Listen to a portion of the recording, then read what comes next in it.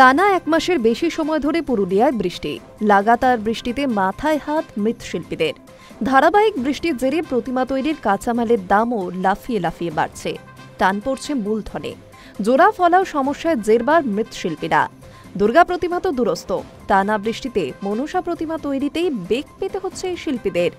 June July মাসে পুরুলিয়ায় স্বাভাবিক বৃষ্টিপাতের পরিমাণ 551.40 মিলিমিটার।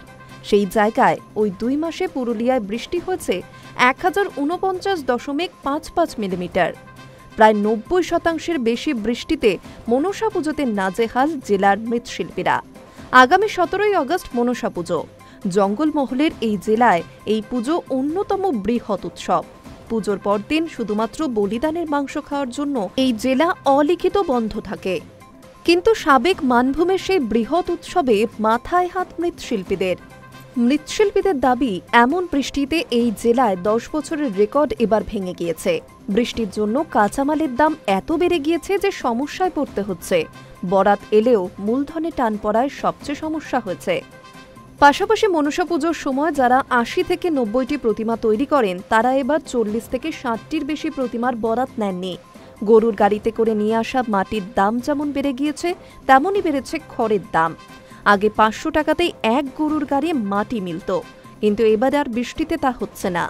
900 থেকে 1000 টাকা নিতে হচ্ছে। গত বছর 1 কিলো খড় বিক্রি হচ্ছে 1 টাকা 25 পয়সা দরে, এবার 3.5 টাকা কিলো। যে দড়ি 95 টাকা কেজিতে বিক্রি হতো, সেই দড়ির দাম এবার 140 টাকা। পুরনো একটি শাড়ির দাম ছিল 20 টাকা, এখন তা বেড়ে হয়েছে 30 টাকা। মৃৎশিল্পীদের কথায়, প্রতিমা সজ্জার জন্য কুমোরটুলিতে গিয়ে দেখা যাচ্ছে মাথার মুকুট, চুল, বিভিন্ন রং, শাড়ির দাম প্রায় দ্বিগুণ। আসলে এই জিনিসগুলি যে এলাকায় তৈরি হয়, সেখানে জলমগ্ন, তাই এমন দাম বেড়ে গিয়েছে। এখন তাদের আবেদন, এই দুঃখ দুর্দশা যদি প্রশাসন বোঝে, তবেই অনেকটা উপকৃত হবেন তারা। Hi news network.